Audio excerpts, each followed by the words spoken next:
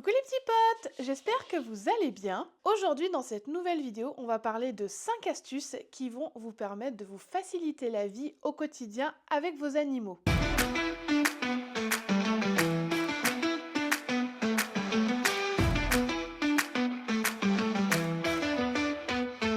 Avant toute chose, si tu apprécies le contenu de la chaîne, n'hésite pas à t'abonner et à me mettre un petit pouce bleu, ça me fait vraiment très plaisir et ça permet à la chaîne de grandir chaque jour. La première astuce que je peux vous donner, c'est de mettre un tapis en silicone ou un plateau sous les gamelles d'eau de vos chiens. Parce que je pense que je ne suis pas la seule dans ce cas, mais moi les chiens, quand ils boivent, surtout Django d'ailleurs, ils en foutent partout. C'est une catastrophe et donc depuis quelques temps j'ai acheté un grand tapis en silicone que je mets sous la gamelle d'eau et aussi un plateau que je mets sous la fontaine à eau.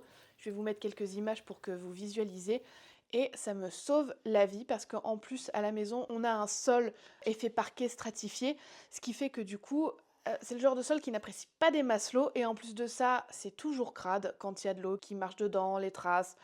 C'est toujours crade, donc sincèrement, ça va vous faciliter la vie, vous faciliter le ménage. En plus de ça, la gamelle, une fois qu'elle va être posée sur le tapis en silicone ou dans le plateau, elle va beaucoup moins bouger. C'est vraiment super pratique, ça évite vraiment que le chien vous balade la gamelle dans toute la maison.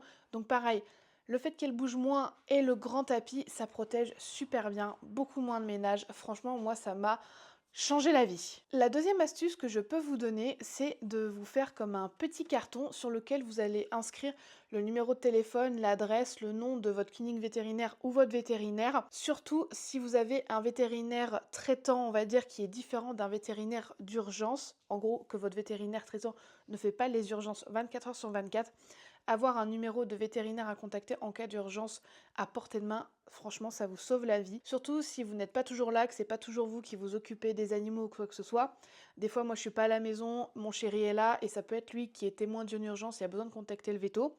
Du coup, je me suis fait une petite carte, alors ça j'ai fait ça sur mon ordi, avec, alors là elle n'est pas remplie, celle-là c'est une vierge, le nom, l'adresse, le numéro de téléphone classique et le numéro de téléphone d'urgence du vétérinaire. Donc j'en ai une autre que j'ai remplie qui est collée sur mon frigo, et ça franchement c'est trop pratique. Celle-là en fait je vais la remplir aussi et je vais la mettre dans l'écurie au niveau des chevaux. C'est le genre de truc, si jamais ce n'est pas vous qui vous occupez de vos animaux tout le temps, c'est super pratique parce que je sais que moi les coordonnées je les ai dans mon téléphone et je les connais quasiment par cœur, mais ce n'est pas le cas, par exemple, de mon chéri. Il ne connaît pas le numéro de par cœur et je crois qu'il ne l'a même pas d'enregistré dans son téléphone.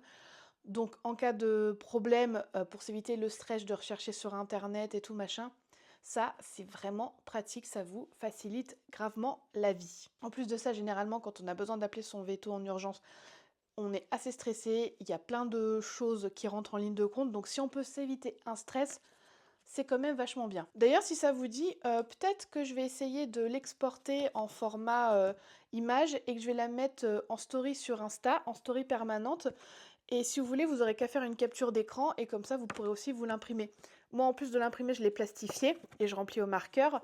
Mais vous n'êtes pas obligé, hein. Moi, c'est vraiment, je voulais un truc où je suis pas obligée de la refaire tous les 4 matins. Mais voilà, c'est un truc tout con à faire, mais franchement, c'est super pratique. La troisième astuce que je peux vous donner, et ça, on est toujours un peu dans le côté médical, c'est d'avoir une trousse à pharmacie un peu de basique, souvent utile, à portée de main, pas très loin, par exemple, de si votre chien un endroit un peu de prédilection, vous avez un placard à portée de main, je sais pas, d'avoir un petit nécessaire à pharmacie de base accessible un peu en permanence, par exemple quand vous rentrez de balade. D'ailleurs, si ça vous intéresse, j'ai fait une vidéo complète sur le contenu d'une trousse à pharmacie idéale à avoir chez soi. Je vous mets la vidéo ici et le lien en description pour que vous puissiez aller la voir. Donc nous à la maison, on a un peu deux trousses à pharmacie, une pour Sheba et une pour les chiens, qui sont en fait dans notre placard sous l'escalier.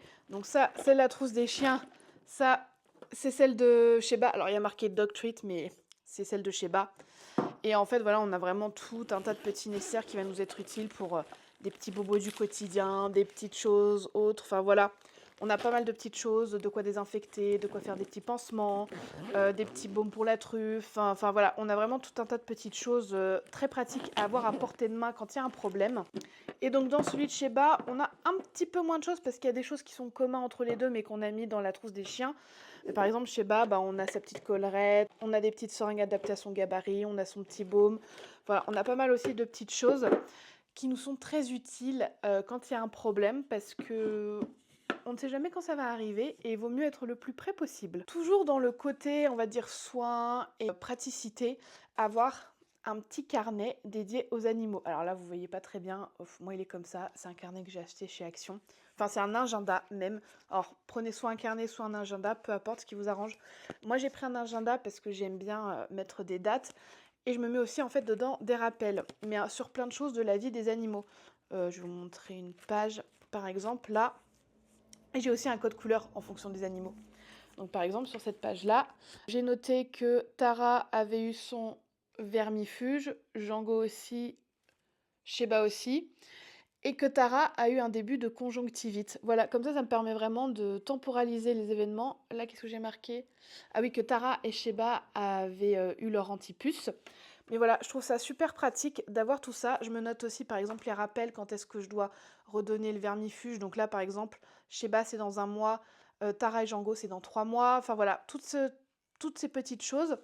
En plus de ça, je me note aussi les événements un peu de la vie. Par exemple, si Django doit avoir une diarrhée, je vais marquer la date à laquelle c'est arrivé. Ou voilà.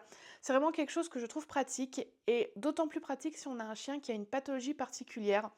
Je prends l'exemple d'un chien qui aurait des crises d'épilepsie, par exemple, de noter lorsqu'elles surviennent, ça permet au vétérinaire d'avoir vraiment un diagnostic très précis et de savoir quand surviennent les crises. Ça aide vachement dans les diagnostics, donc vraiment un petit carnet avec toutes ces infos, carnet ou agenda, comme je vous ai dit, c'est trop trop pratique. Vous pouvez aussi le faire sur votre ordi. Moi j'aime bien le format papier, comme ça c'est à un endroit de la maison où voilà mon conjoint sait où c'est. Si jamais on doit faire garder les animaux, je l'emmène.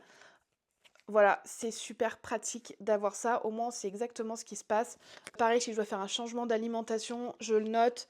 S'il y a un bobo, s'il y a... Enfin voilà, je note tout. S'il y a un traitement à donner, je note le traitement, la posologie, enfin voilà, tout, tout, tout. Ce qui concerne la vie des animaux, que ce soit les chevaux, Crunch, Sheba, les chiens, tout est noté là-dedans. C'est vraiment mon outil précieux. Enfin, la cinquième et dernière astuce que je peux vous donner, alors là, c'est si vous avez par exemple plusieurs laisses pour sortir vos chiens, ce qui est mon cas. J'ai plusieurs laisses, j'ai des laisses que j'utilise pour telle activité, pour dans telle circonstance, voilà, j'ai plusieurs laisses pour mes chiens. Et en fait, je n'ai pas autant de distributeurs de sacs à caca que de laisses. L'astuce que je vais vous donner, c'est de mettre un petit mousqueton, une petite boucle, voilà, qui s'ouvre et qui se ferme pour interchanger les distributeurs de sacs à caca. Parce que beaucoup de distributeurs de sacs sont fournis avec ce système-là. Et alors, ça tient super bien, mais je trouve c'est super galère à ouvrir et à interchanger. Bah d'ailleurs, je veux bien vous montrer, mais j'arrive pas. J'y passe une demi-heure à ouvrir ce genre de truc. Donc c'est super chiant quand on doit interchanger d'une laisse à l'autre. Donc soit acheter autant de distributeurs de sacs à caca que de laisse. Moi, c'est pas mon cas. J'en ai un par chien, en gros. Celui-là, c'est, on va dire, un bonus. Mais du coup, ça, c'est celui sur une des laisses de Tara. Et vraiment, d'avoir le petit mousqueton, hop. Si je change de laisse, je détache, hop, je le mets sur l'autre laisse et c'est plié. Ça me prend 10 secondes. Ça, c'est vraiment un gros gain de temps. Et hop, je remets. Franchement, ces genres de mousquetons-là, je les trouve super pratiques, les anneaux. Parce que ça peut pas s'ouvrir n'importe comment. Et en plus, à mettre et enlever, enfin, franchement, c'est super facile. Et même à mettre, hop là, emballer, c'est pesé, on est prêt à sortir. Franchement, ça, c'est super pratique. Et pareil, dans tout ce qui est distributeur de sacs à caca, je trouve que tous ne sont pas pratiques. Par exemple, celui-là à recharger, c'était le premier que j'avais eu. Je trouve ça chiant de dévisser, d'enrouler le truc, de bien se mettre sur le petit pic. C'est chiant. Moi, j'en ai cousu un pour les deux chiens. En fait, ils en ont un chacun, assorti à une laisse que je leur ai cousu aussi.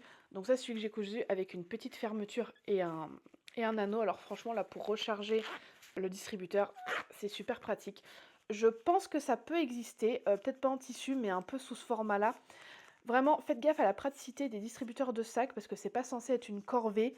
Donc essayez de vous faciliter la vie au maximum. Les trucs à fermeture comme ça et le mousqueton, c'est trop bien. Ça vous fait un gain de temps fabuleux. Voilà, c'était une vidéo assez courte sur 5 petites astuces. Je vous en referai d'autres comme ça, de petites astuces pour vous faciliter le quotidien parce que je pense qu'on est tous pareils. Si on peut avoir des petites choses mais vraiment des fois des choses toutes bêtes qui vont nous faciliter la vie, nous faire gagner du temps, je pense qu'on est tous preneurs. Donc je vous en ferai régulièrement des petites. En attendant, j'espère que celles-ci vous auront plu et que vous aurez pu en mettre certaines en place et que ça vous aura fait gagner du temps et que ça vous aura facilité la vie. En attendant la prochaine vidéo, je vous dis à très bientôt sur nos petits potes.